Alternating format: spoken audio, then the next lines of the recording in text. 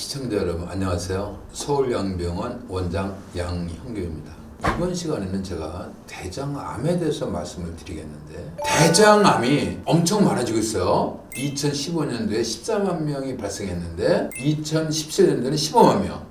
그럼 이렇게 대장암의 발병률이 높아진 건 뭐냐? 이거는 서구식 식생활, 다시 말하면 육류를 많이 먹고 야채를 적게 먹기 때문에 생긴다. 육류를 많이 먹으면 강력한 소화액이 나와서 자기 장을 녹이거나 상처를 주고, 이 상처가 용종이 됐다가 대장암이 되는 거거든요. 그러면 대장암의 빈도는 어떻게 되겠느냐? 이거는 S상결장하고 직장이 대장암의 70%를 차지해요. 그다음에 많이 생기는 어디냐? 상행결장이에요. 왜 그러냐? 여기는 소장에서 나온 주가시 생긴 게 올라갔다 내려갔다 하면서 수분이 흡수되는 거예요. 여기 오래 머무르거든요. 그래서 여기는 한 20% 생겨요. 그 다음에 행행결장, 하행결장, 이 부위는 빨리빨리 지나가는 데기 때문에 얼마 안 생겨. 5%씩 밖에. 그러면 대장암은 왜 생기는 거냐?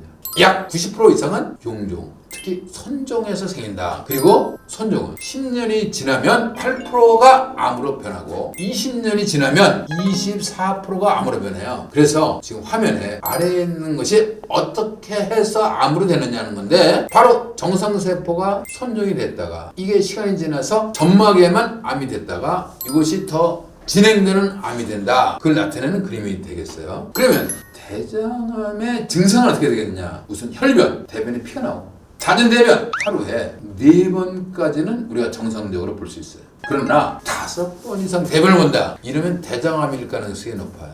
이게 특히 직장암 같은 경우에 우리 몸에서는 직장에 있는 혹을 대장으로 인식해가지고 화장실을 자꾸 가게 되는 거예요. 카드 나오지도 않아요. 그런 걸 우리는 잔병감이라고 하는데, 잔병감이 자꾸 있고 대변을 여러 번 보면 이거는 대장암이겠다. 그 다음에 이유 없이 복통이 오고 빈혈이 온다, 이런 것들이 대장암의 증상이 되겠어요.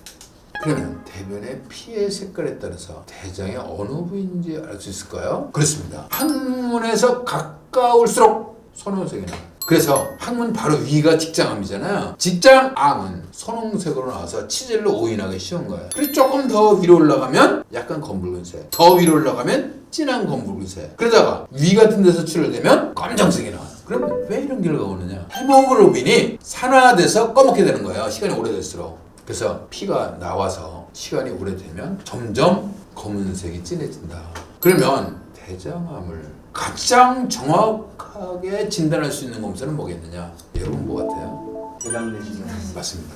변자멸 검사는 어떠냐? 눈에 안 보이는 피가 나오느냐 안 나오느냐를 보는 게 변자멸인데, 대장암이 진행이 많이 되면 변자멸 검사 나옵니다. 초기에는 안 나와요. 때문에 변자멸이 음성이라고 해서 대장암이 확실히 아니라는 얘기는 못해요. 그런데 우리가 변자멸 검사를 하는데, 이거는 우리나라뿐만 아니라 외국 다 그래요. 왜 그러냐? 대장 내시 번거롭거든요. 시간 오래 걸리고. 그래서 일단은 변자멸 검사로 해서 거기서 양성이면 대장 내시 꼭 하셔야 되고, 무료예요. 국민건강보험에서 하는 검사 꼭 하셔야 됩니다.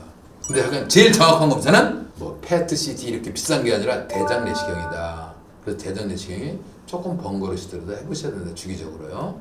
그런 말씀이 되겠고, 환자들이 일반적으로 암으로 진단받잖아요. 그 충격은 대단한 거예요. 그래서 외국에는 이 암 환자만 상담해주는 암 정신과 전문의가 있어요. 한국도 그래 좀 생기려고 그래요. 암이라면 우리가 죽을 수도 있기 때문에 굉장히 무서운 것만은 틀림없어요. 그러나 대충 우리가 암들은 진단받았다도 70%는 완치가 돼요. 그러니까 우리 시청자분들께서 너무 걱정하실 필요 없어요. 그렇다고 하더라도